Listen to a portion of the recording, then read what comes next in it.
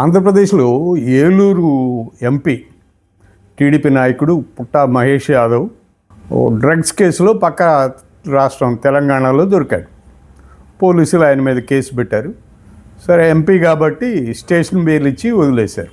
ఈ విషయంలో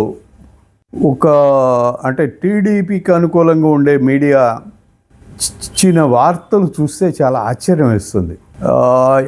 MP drugs కేసులో దొరికి పట్టుబడి పోలీసుకి అరెస్ట్ చేయగానే టీడీపీ నాయకత్వం ఆయనకు షోకాజ్ నోటీస్ ఇచ్చింది. షోకాజ్ నోటీసు కాదు, ఆయన ఎక్స్ప్లెనేషను కోరుతూ పార్టీ తుది నిర్ణయం తీసుకునే వరకు కూడా పార్టీ కార్యక్రమాలకు దూరంగా ఉండాలని ఒక లేఖ రాసింది.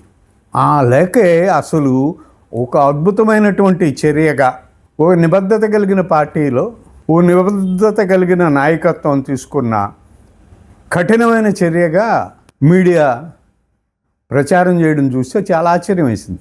ఇదే ఎంపీ పుట్టా మహేష్ యాదవ్ టీడీపీ ఎంపీ కాకుండా వైఎస్ఆర్ కాంగ్రెస్ పార్టీ ఎంపీ అయి ఉంటే ఈ మీడియా ఎలా రియాక్ట్ అయి ఉండేది?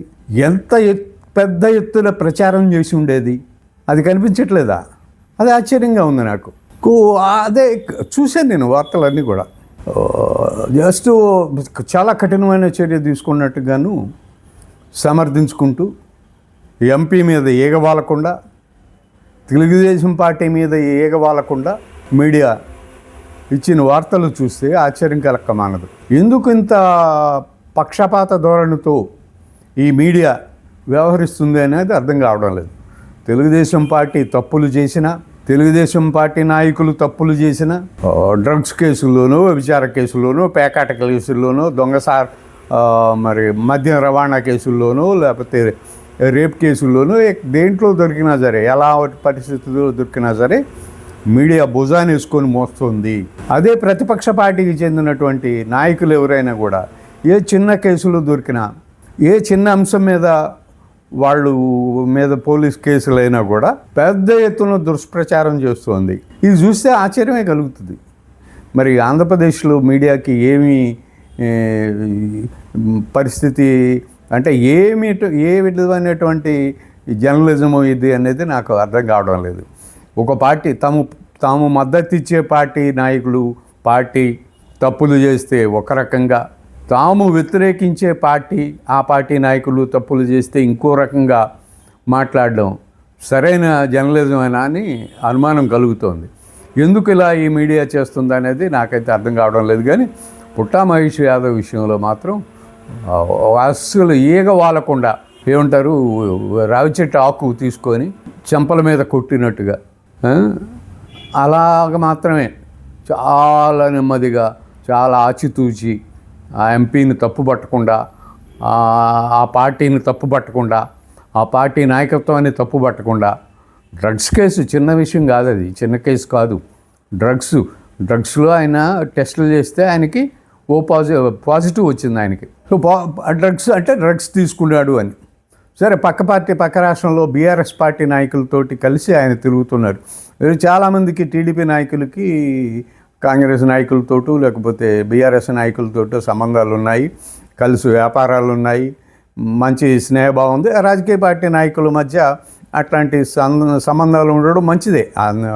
మరీ ద్వేషించుకోకుండా, బూతులు తిట్టుకోకుండా, మేము ఈ పార్టీ కాబట్టి ఆ పార్టీ వాళ్ళని తిడతాం, ఆ పార్టీ కాబట్టి ఈ పార్టీ వాళ్ళని తిడతామని కాకుండా, ఒక పార్టీ ఇంకో పార్టీ నాయకుల మధ్య అటువంటి స్నేహపూరితమైనటువంటి సంబంధాలు ఉండడం మంచిదే. కానీ ఇట్లా డ్రగ్స్, వ్యభిచారము, మద్యము ఇలాంటి సంబంధాల్లో కూడా భాగస్వామ్యం ఉండడం మాత్రం ఆశ్చర్యం కలిగిస్తుంది. ఎందుకు మరి పార్టీ నాయకత్వాలు ఎందుకు వాళ్ళ మీద చర్యలు తీసుకోవట్లేదు తెలియదు. కానీ పుట్టా మహేష్ యాదవ్ విషయంలో మాత్రం తెలుగుదేశం పార్టీ తీసుకున్న నిర్ణయం ప్రజల ఆమోదం లభిస్తుందని నేనైతే అనుకోవడం లేదు. ప్రజలు ఇలాంటి పరిస్థితుల్లో కూడా పార్టీ ఆచితూచి ఆయనకేమి దెబ్బ తగలకుండా, ఆయనకేమి నష్టం జరగకుండా చర్యలు తీసుకోవడం, తర్వాత ఆ ఇష్యూని గప్చిప్గా తొక్కుపెట్టేసేయడం, పార్టీ నాయకత్వానికి అసలు లేకపోతే పార్టీకి ఏం సంబంధం లేదు అని చెప్పుకునే ప్రయత్నం చేయడం, ఇది చాలా దుర్మార్గం. ఇట్లాంటివి మరి ప్రజలు ఆమోదిస్తారని అనుకోవడం లేదు. అలాగే మీడియా తీరు పట్ల కూడా ప్రజలు ఆమోదం లభిస్తుందని నేనైతే అనుకోవడం లేదు. చాలా జాగ్రత్తగా ఒక్కొక్క పదాన్ని ఓడిచి పట్టుకొని జాగ్రత్తగా తెలుగుదేశం పార్టీ నాయకత్వానికి కానీ ఆ ఎంపీకి కానీ దెబ్బ తగలకుండా, నొప్పి అనిపించకుండా మసిపూసి మారేడుగా చేసే ప్రయత్నం మీడియా చేయడాన్ని కూడా ప్రజలు అంగీకరించరు.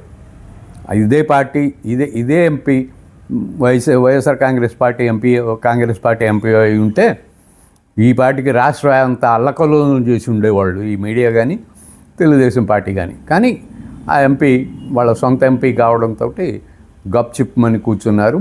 అయితే ప్రజలు కూడా దీన్ని చూశారు, ఆమోదిస్తారని నేనైతే అనుకోవటం లేదు, భావించడం లేదు.